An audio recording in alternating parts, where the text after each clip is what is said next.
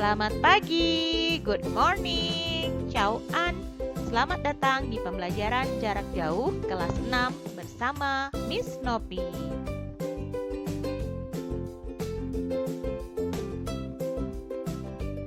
Di pembelajaran kali ini, kita akan belajar tentang tema 1, Selamatkan Makhluk Hidup, subtema 1, Tumbuhan Sahabatku. Sumber, buku pena jilid 6A, penerbit Erlangga, dan buku tematik terpadu kurikulum 2013.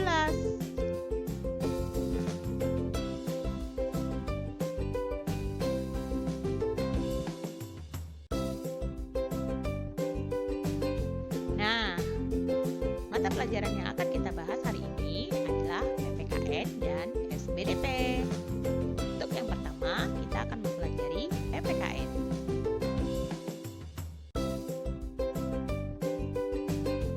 Tujuan pembelajaran kali ini yaitu 1. Setelah mendengarkan cerita, siswa mampu menemukan 3 contoh pelaksanaan sila ke-1 dan kedua dari sila Pancasila dalam kehidupan sehari-hari dengan benar. Kedua, setelah mengamati gambar, siswa mampu menerapkan 2 kegiatan yang sesuai dengan sila ke-1 dan kedua dari sila Pancasila dalam kehidupan sehari-hari dengan benar.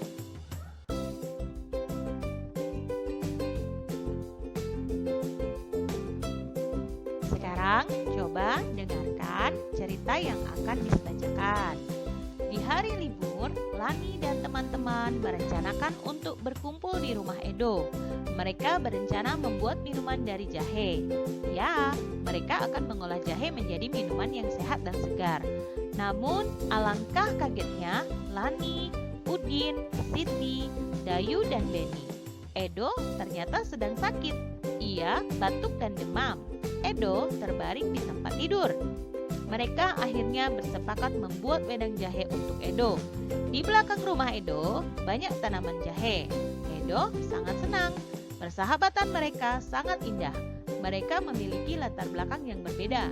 Namun semangat tolong-menolong di antara mereka sangat tinggi.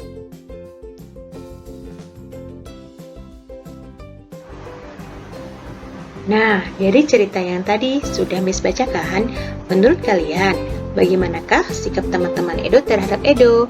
Adakah nilai-nilai Pancasila yang terdapat dalam sikap teman-teman Edo?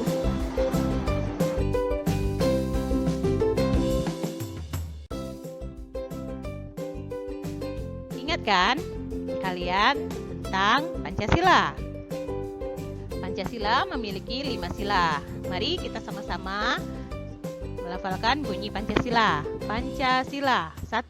Ketuhanan yang Maha Esa, dilambangkan bintang. 2. Kemanusiaan yang adil dan beradab, dilambangkan rantai. 3. Persatuan Indonesia, dilambangkan pohon beringin. 4. Kerakyatan yang dipimpin oleh hikmat kebijaksanaan dalam permusyawaratan perwakilan, dilambangkan kepala banteng. 5. Keadilan sosial bagi seluruh rakyat Indonesia, dilambangkan padi dan kapas. Dari Pancasila tadi, nilai-nilai apa saja yang terkandung dalam Pancasila?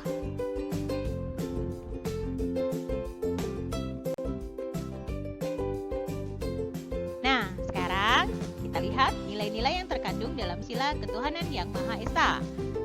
1.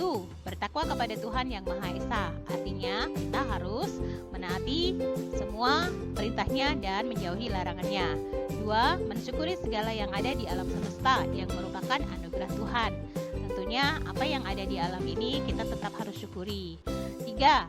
Mengakui kebebasan memeluk agama dan menjalankan ibadah masing-masing. Di sini berarti kita harus bertoleransi dan menghargai agama masing-masing. 4. Kerukunan antar umat beragama. Kemudian nilai-nilai yang terkandung dalam sila kemanusiaan yang adil dan beradab. Yang pertama, 1. Mengakui persamaan derajat. Yang kedua, menghargai hak dan kewajiban antar warga negara. Yang ketiga, mengembangkan sikap tenggang rasa, saling menghargai satu sama lain. Dan 4. Saling menyayangi sesama manusia. 5. Gemar melakukan kegiatan kemanusiaan. Contohnya adalah menolong sesama teman.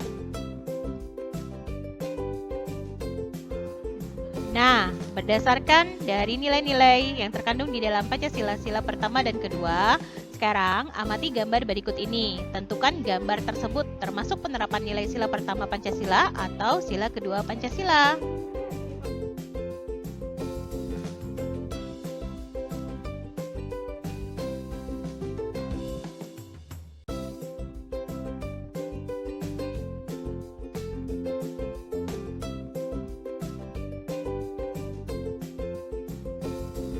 Nah, sekarang coba perhatikan gambar-gambar yang akan ditampilkan berikut ini. Coba sekarang kalian kelompokkan gambar-gambar tersebut termasuk ke dalam penerapan sila pertama Pancasila atau penerapan sila kedua Pancasila.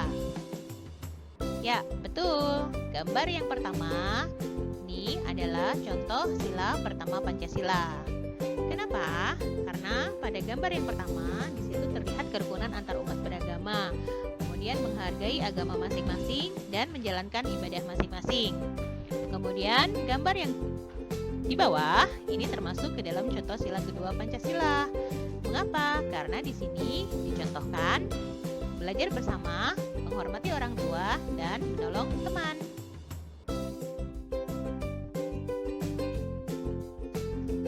Nah, untuk pembelajaran yang kedua yaitu SPDP. Tujuan pembelajarannya adalah setelah mengamati berbagai contoh patung Nusantara, siswa mampu menyebutkan berbagai patung dan cara pembuatannya serta keterampilan yang dibutuhkan.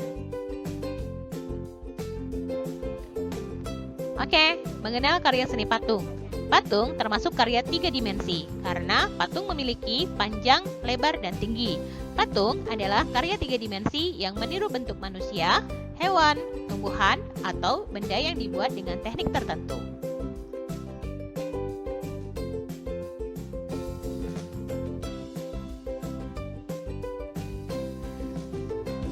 Nah, sekarang coba perhatikan fungsi patung. Fungsi patung terdiri dari 5. Yang pertama, patung religi sebagai sarana untuk beribadah. 2. Patung monumen untuk mengenang jasa pahlawan. 3. Patung arsitektur sebagai pelengkap konstruksi bangunan. 4. Patung dekorasi, penghias bangunan taman. 5. Patung seni hanya untuk dinikmati keindahan bentuknya. Sekarang, perhatikan gambar di bawah ini. Apakah gambar tersebut termasuk karya 3 dimensi? Ya, betul. Gambar tersebut adalah gambar monumen, ya, Monas, terletak di Jakarta. Maka gambar tersebut termasuk dalam patung Nusantara, di mana fungsinya adalah sebagai patung monumen.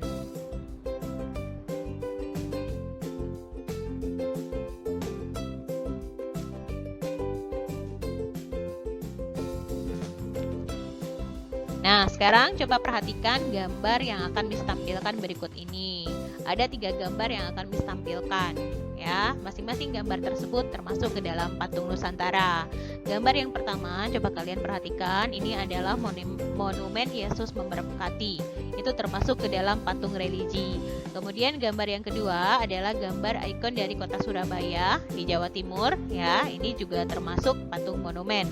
Kemudian gambar yang ketiga, lokasinya ada di taman. Maka patung tersebut termasuk ke dalam fungsi patung sebagai patung dekorasi.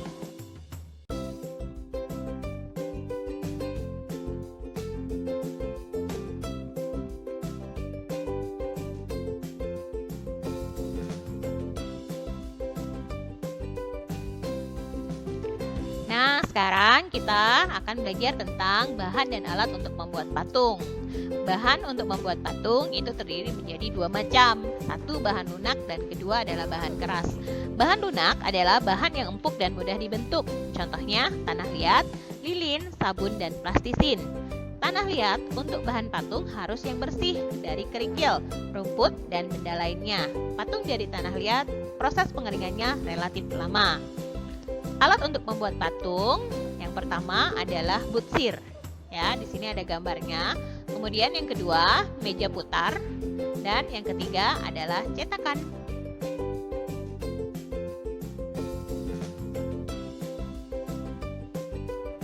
Nah, sekarang bahan keras. Bahan keras adalah bahan yang bersifat keras dan lebih sulit untuk dibentuk dan memerlukan teknik-teknik tertentu. Contohnya, kayu jati, batu, dan marmer. Akan tetapi, patung yang terbuat dari bahan keras tidak perlu proses pengeringan. Nah, sekarang alat yang digunakan untuk membuat patung dari bahan keras adalah palu dan pahat. Kemudian yang kedua adalah amplas.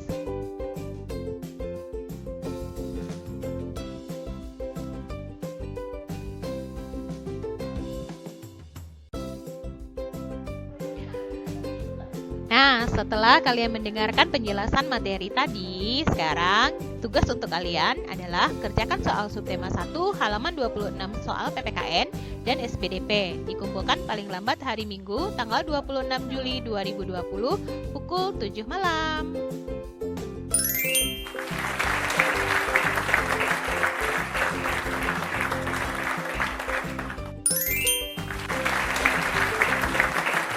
Nah, pembelajaran hari ini sudah selesai. Sampai jumpa di pertemuan minggu depan. Terima kasih. Sampai jumpa.